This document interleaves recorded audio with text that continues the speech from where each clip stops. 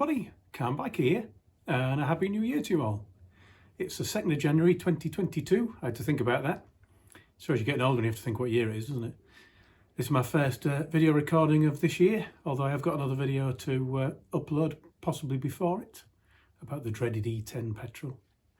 But I'm just having a tinker in the garage and I thought I'd let you join me. Been tinkering with the bike a little bit, nothing spectacular, just cleaning bits and pieces and getting it all prepped in case they salt the road again.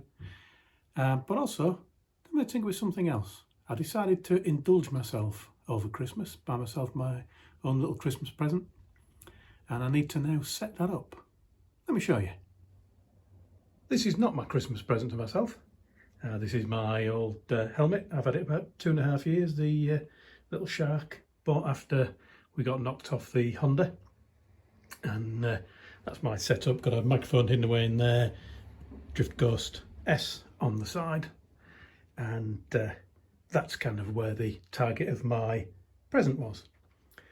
I look at the modern motor vloggers, a lot of the ones I watch, and their video quality is superb. You get the 4K, you get all these super kind of horizon leveling, hyper smooth, all the technical gizmos of the cameras that just mean that the camera quality is much better than the Drift Ghost S will ever be able to do. The Drift Ghost S is an old camera now. It's the second camera I ever bought for the helmet after the Drift 1080, and it's served its time well. But I've been having a few problems with it recently. I've had sound drop out, I've had the camera crashing a little bit more, and I thought it was time for a change. So I had a hunt around on various sites looking at Sonys and GoPros and various other different cameras. Watched lots of videos, watched lots of stuff from people like Captain Cranky, Western Supermoto Vlog, many others, to see what setups they've got, various different cameras that they use. And in the end, I didn't really know which one to choose to get a replacement camera. I thought about a Drift again. I like the way the Drift sits on the side of the helmet, but I don't like the way that Drift has now got built-in batteries, which mean they brag about the length of battery life you get, but you only get that once per day, and then you're onto kind of add-on batteries that aren't nearly as powerful. And I'm not a big fan of USB for microphones either. I don't think it's, I mean, it's great for a computer. It's not very good for something that's taking a lot of hammer from wind and whatnot. So I kept hunting, I kept thinking, I kept investigating things, probably for most of last year, to be fair. And then I went on a website where the manufacturer of the camera that I was looking at the time had given £200 off. And I thought, that's it. That's definitely the time to buy a new camera with £200 off. So I've ordered and bought and received, after some time, this. This is my new little camera. GoPro Hero 10 Black or something along those lines. It's got all that kind of stability and magic in it, and you can see it's in a little cover with a microphone attachment, and it's also got little flaps on the back. One of those, can't remember which one to be honest, but one of those you can put a 3.5mm microphone into. So I'm hoping this is going to replace the Drift and hopefully improve the quality of my videos somewhat. The issue I've always had with GoPros is the mounting of them. And that's why I do like the Drift. I like this side mount. I quite like that you can see a bit of the helmet, though I know that's not the modern way that people work now. But I like the fact that it's fairly aerodynamic, so the wind's whipping past here, you never even know the camera's there. With this thing, stick it on the side of the helmet. I've seen people do it. I don't like it at all. I don't like the idea of something hanging there being so big and so flat to the wind. So that my next job really is to work out how am I going to mount this thing to the helmet. And I think it's going to be a classic chin mount. So now I've got to work out how am I going to do that. That's the other reason I'm in the garage. To explain the problem I've got here, this is a standard GoPro mount.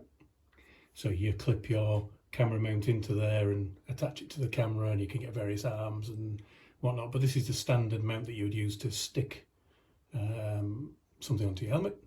and you can see it's just got a 3M VHB tape. I think it stands for very high bond, something along those lines. It is strong. I mean, this is my drift camera attached to the helmet with VHB, been on there for 2.5 years, never an issue. You see, you can lift the whole helmet up with it. When you come to start mounting something on the front of the helmet though, the problem becomes that this chin is very curved, and this mount is only curved a little bit. So if I put it on there like so, lots of wobble. If I do it the other way, lots of wobble. And even though that tape is quite soft and will mould to things to some degree, it's not going to be able to mould around that chin and stick well. And I definitely want it to stick well.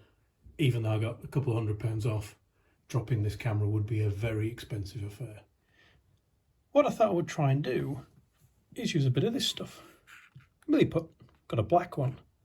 Milliput's a 2-part epoxy putty that you mix together, and over a few hours it hardens, and then over a few more hours it completely cures, and you end up with something that's very, very strong, very hard. It can be at that point filed and sanded and all sorts of things. Very good for repairing. I used to use it when I used to do some modelling, not on the catwalks, as you might imagine.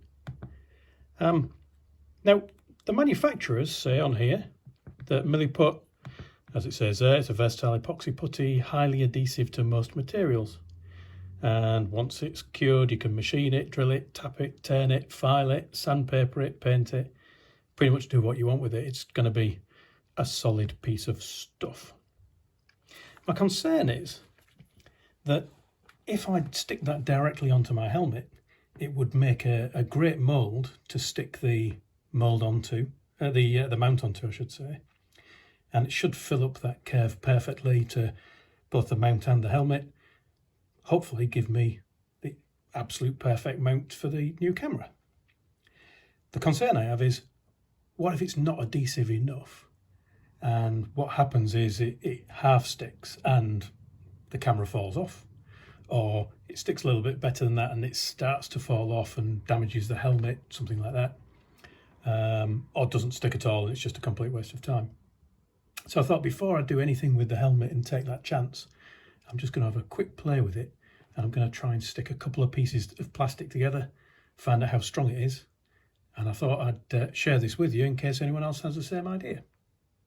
The bits of plastic I'm going to use, I've got a cheap and cheerful copy GoPro that I used to use with the SJ cam, and again from when I had the SJ cam, a spare back door for the waterproof cover. Both fairly flat. This has got a screw thread in the back of it, which I'm going to try and avoid getting any putty in there. I don't want a mechanical bond of it actually filling out the thread. What I want is a bond that is plastic to plastic. This has got a slight roughness to it, this plastic. This thing, entirely smooth. So if I can stick those two together and be confident that I can't pull them apart either by pulling perpendicular to the mount or by trying to shear it off, then it's worth having a go at sticking it on the helmet using the same stuff.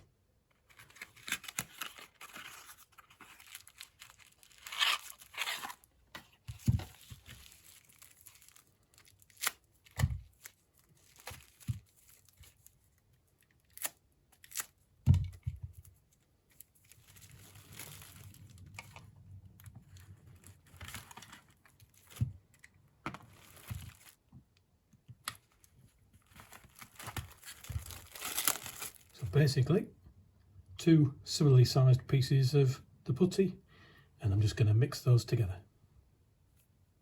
Should probably do this with gloves, really. So you've got to mix this until there's no streaks, it's all just one colour.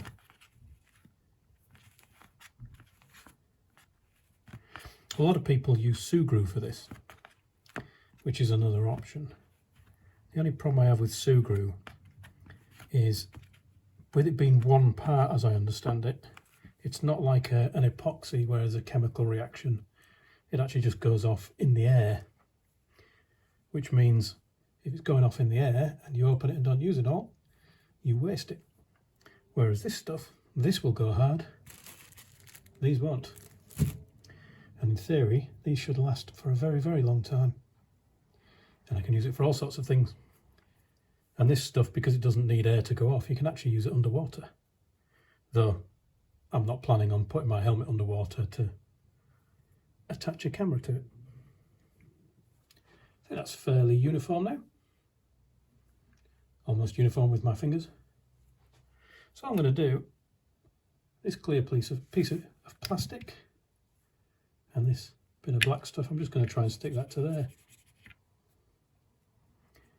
And the idea is you're not creating a thin layer like a super glue. You're creating something that's going to fill gaps and fill that that curvature of the helmet, if this works. I have to say, it doesn't feel sticky. Clearly it does stick to your fingers, but it doesn't feel particularly sticky. A bit less than that, I think. Try and avoid it going into that hole. The other good thing about down here is I can see where it's gone. So I'll just press that onto there.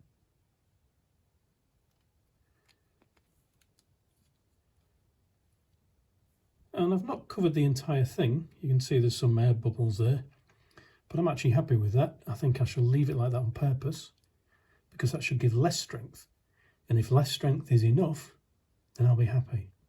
So I'm going to leave this for 3 or 4 hours, maybe 6 to 8 hours, and then I'll catch up with you again probably tomorrow, although on the video it'll be in a minute. Well, it's day 2 in the garage and Cam Biker's looking at his newly stuck pieces. That was terrible, wasn't it? So it is indeed the second day of looking at this thing. I left it for a few hours and then it was cold and I couldn't be bothered to come back up to the garage. So it got left overnight. It's now the 3rd of January and it's had all day because I've been working. So it should be a good test. And I mean, it's stuck. If I pull on it, it certainly seems to have some strength to it. Not as much as I would have liked, but was it enough for a camera? I guess the only way to find out is to try again, but this time do a more scientific pull. Last time it made too much of a mess, so this time, gloves.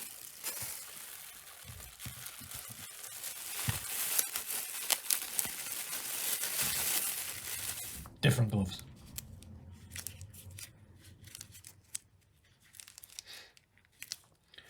Fairly streak free. Let's give it another try.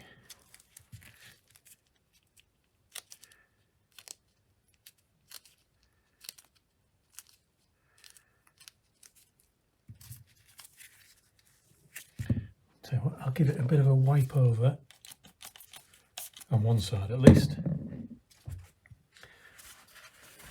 A bit of brake cleaner, get any grease off there.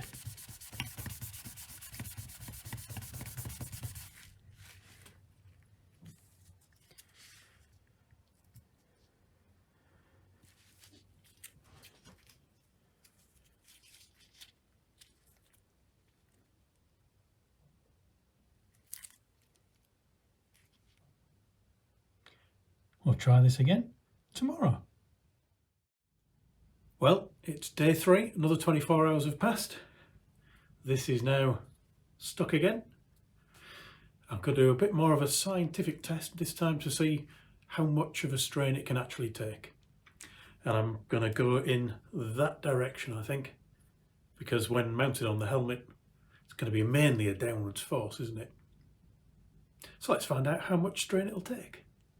To find out, I'm going to use a luggage scale. Hopefully that'll show up well on the camera. So if I hook it into the mount, power the thing up, and this is measuring in kilograms. The camera only weighs probably 100 grams or 200 grams or something, so it doesn't need to take a lot of strain, but I'd like a lot more than 200 grams worth. Let's see where we can get to. That's a full 2.2 kilos.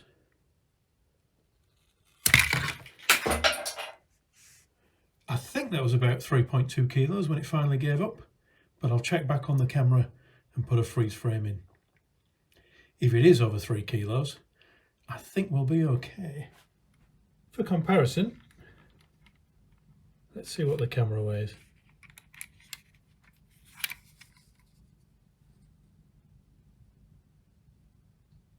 A lot less than I thought.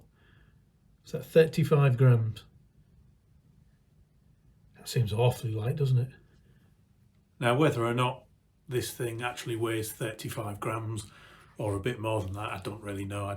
I wouldn't gauge the accuracy of the luggage scale that well. However, it certainly doesn't weigh anything like 3 kilos.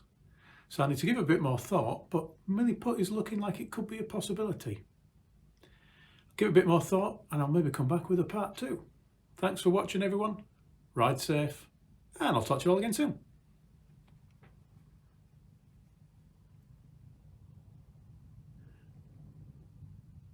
That seems more accurate. 210 grams for one upside down GoPro.